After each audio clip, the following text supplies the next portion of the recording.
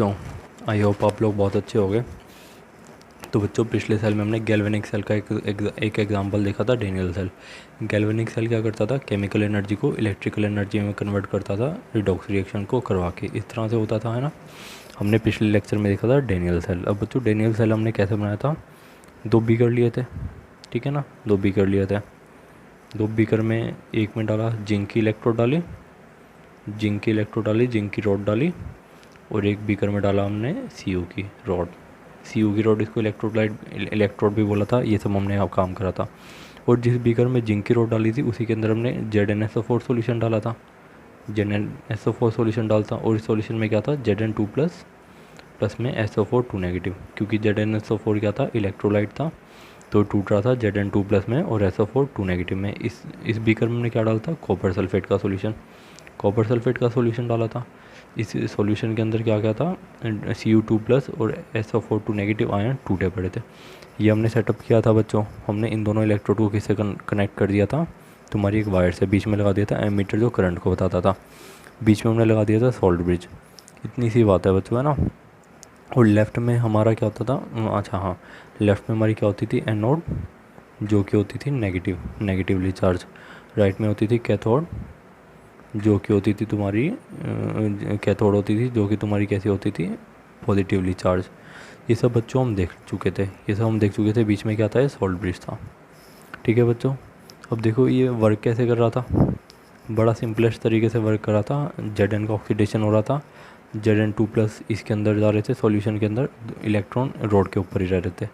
Zn2 plus इसके अंदर solution के अंदर जा रहे थे, इलेक्ट्रॉन रोड के ऊपर ही रह रहे थे, है ना। तो इसलिए ये रोड कैसी थी? नेगेटिवली चार्ज थी। इधर एक कैथोड कैसा था? Positive charge. बच्चों, नेगेटिव पॉजिटिव से तुम क्या समझते हो? जैसे तुमने देखा हो कोई एनायन है, उसके पास इलेक्ट्रॉन होते हैं एक्स्ट्रा, तो उस पर कैसा नेगेटिव चार्ज, उस पर कैसा चार्ज आता है? नेगेटिव। तो इसी तरह से एनोड को भी हम एनायन से कंपेयर कर सकते हैं, कि जैसे उन एनायन पे नेगेटिव चार्ज याद करने के लिए बोल रहा हूँ। इस तरह से तुम याद कर सकते हो कि एनायन के ऊपर कैसा होता है? Negative charge. इसी तरह से एनोड पे भी क्या होगा? Negative charge. कैटायन पे कैसा होता है? Positive charge. इसी तरह से कैथोड पे भी क्या होगा? Positive charge. इस तरह से तुम याद कर सकते हो, है ना। तो बच्चों क्या हो रहा था? इलेक्ट्रॉन रोड पे ही रह रहे थे, Zn2 प्लस इधर जा रहे थे सॉल्यूशन में। तो एक टाइम पे क्या हो रहा था? इलेक्ट्रॉन एनोड से कैथोड की तरफ जा रहे थे, इलेक्ट्रॉन इस वायर से जाने लग रहे थे कैथोड की तरफ। कैथोड पॉजिटिव था, इसकी तरफ इलेक्ट्रॉन जा रहे थे। इलेक्ट्रॉन जैसे इस रोड पे जा रहे थे तो Cu2 प्लस था। इस सॉल्यूशन में Cu2 प्लस भी SO4 2 नेगेटिव है। SO4 2 नेगेटिव तो जाएगा नहीं इसके पास, क्योंकि नेगेटिव नेगेटिव रिपेल करेंगे, तो Cu2 प्लस जा रहा था, और Cu2 प्लस Cu में कन्वर्ट हो रहा था। ये सब हम देख चुके थे। इस तरह से इलेक्ट्रॉन जा रहे थे एनोड से कैथोड पे, और करंट अपोजिट डायरेक्शन में फ्लो हो रहा था तुम्हारा, ये कैथोड से एनोड की तरफ। ये सब बच्चों हम देख चुके थे, है ना। हमने देख लिया था। फिर कुछ टाइम के बाद ये सेल ने काम करना बंद कर दिया था। क्यों? क्योंकि कुछ देर बाद Zn2 प्लस सॉल्यूशन में बहुत ज़्यादा हो गए थे लेफ्ट बीकर में।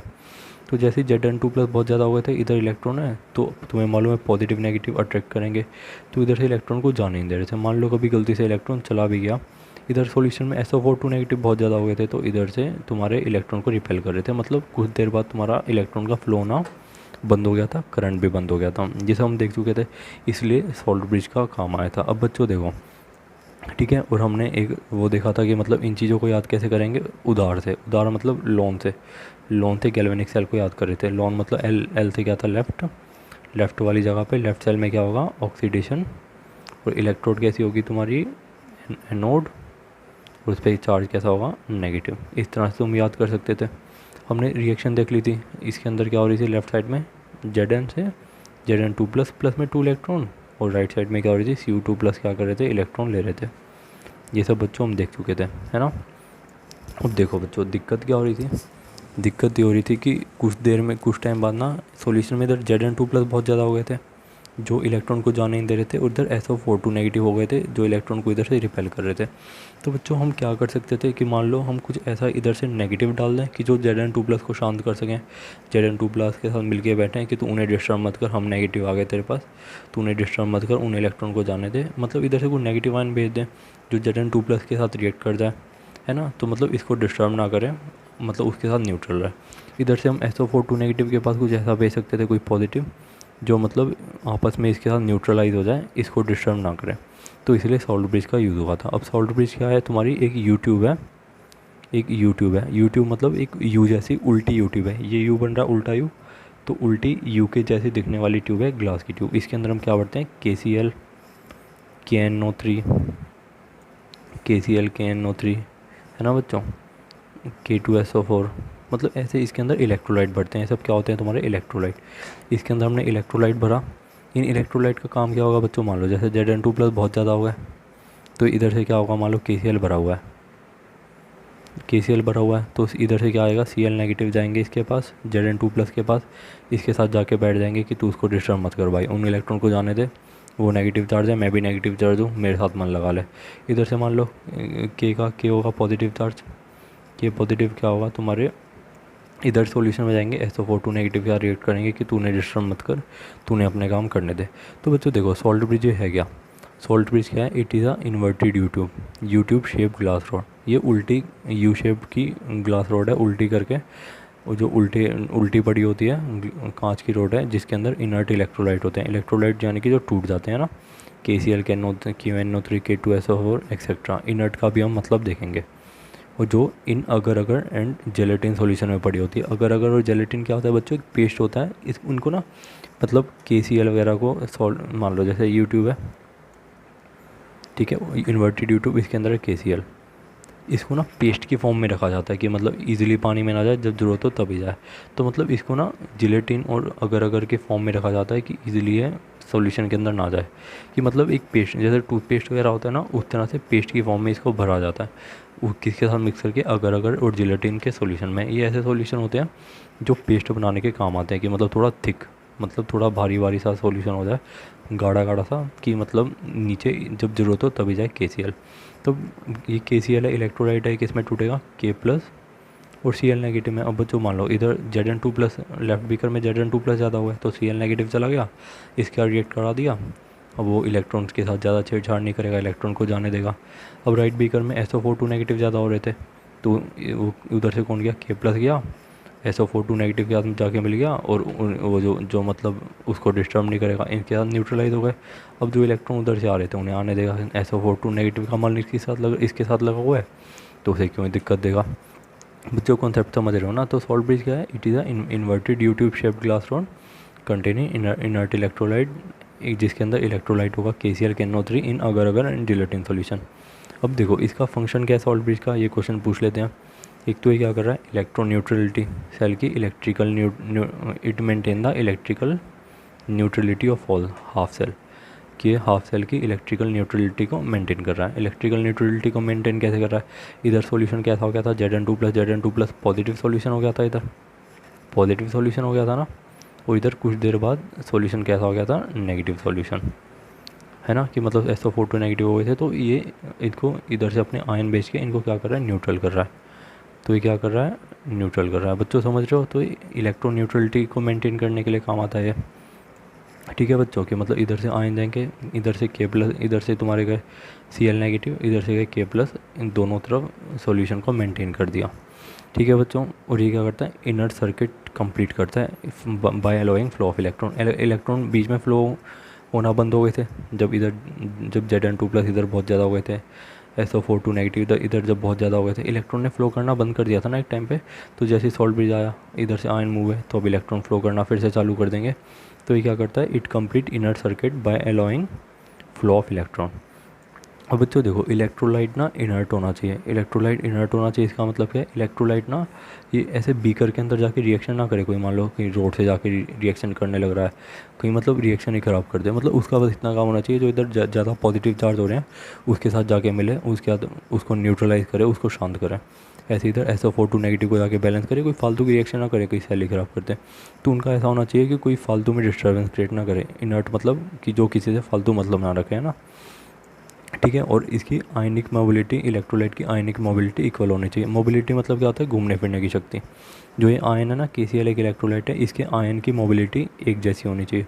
ऐसा नहीं कि मान लो पहले कि जैसे मान लो कि K+ पहले इधर K+ चला गया, ठीक है, कि बीकर में मान लो जैसे पहले इधर Zn2+ है ना, तो इधर है तुम्हारा SO4 नेगेटिव। कहीं ऐसा ना हो कि भैया पहले इधर से इधर Cl नेगेटिव तो पहुंच गया, K+ बैठा हुआ है इधर, तो यानी कि दोनों एक साथ ही जाने चाहिए, इधर K+ जा रहा है शांत कराने, इधर Cl नेगेटिव जा रहा है। तो बच्चों कॉन्सेप्ट समझ रहे हो कि मतलब सॉल्ट ब्रिज का क्या यूज़ है, इतना कुछ नहीं है। जो सेल की वर्किंग स्टॉप हो गई थी किस वजह से, कि कुछ Zn2+ वगैरह ज़्यादा हो गए थे लेफ्ट बीकर में, उधर SO4 नेगेटिव ज़्यादा हो गए, तो इधर से बस आयन को भेज रहा था कि इनको न्यूट्रल करके तुम्हारा इलेक्ट्रॉन इजीली फ्लो कर सकें। ये Zn2+ और SO4 नेगेटिव इलेक्ट्रोड के साथ कोई दिक्कत ना दे, उनके साथ इधर से ना इलेक्ट्रॉन को रिपेल करे, ना इधर से Zn2+ इलेक्ट्रॉन को अट्रैक्ट करे। कॉन्सेप्ट को बच्चों थोड़ा दिमाग से सोच के देखना, तुम्हें पक्का समझ आ जाएगा। तो सॉल्ट ब्रिज का फंक्शन क्या है? सॉल्ट ब्रिज एक इन्वर्टेड यू ट्यूब है ना, जो कि कांच की बनी होती है, containing electrolyte, inert electrolyte KCl, CnO3, K2SO4 in agar agar and gelatin solution. और फंक्शन क्या होता है सॉल्ट ब्रिज का? It maintain the electrical neutrality of half cell. Half cell की ये इलेक्ट्रिकल न्यूट्रलिटी मतलब हाफ सेल को न्यूट्रल करके रखता है, जैसे ही पॉजिटिव नेगेटिव बढ़ने लगता है। और ये क्या करता है? इनर सर्किट को कंप्लीट करता है by allowing flow of electron, कि इलेक्ट्रॉन को मतलब इलेक्ट्रॉन को मूवमेंट को फिर से अलाउ कर देता है कि तुम जाओ, Zn2+ और SO4 नेगेटिव को हम संभाल लेंगे। ठीक है बच्चों, अगर मान लो सॉल्यूशन मतलब मान लो सेल में सॉल्ट ब्रिज ना होता तो कुछ टाइम बाद क्या होता कि तुम्हारा सेल ने काम करना ही बंद कर देना था, है ना। तो बच्चों ये सब चीज़ें हम कल देख चुके थे, आई होप समझ आ गई होगी, देख है ना।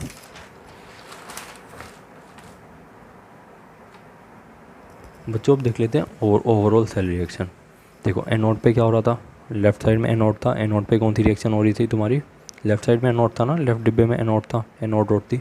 इस पर कैसी रिएक्शन हो रही थी? Oxidation half reaction. ऑक्सीडेशन था ना, आधा सेल ये है आधा सेल ये है, तो इस पर ऑक्सीडेशन हाफ सेल पे कैसी रिएक्शन हो रही थी?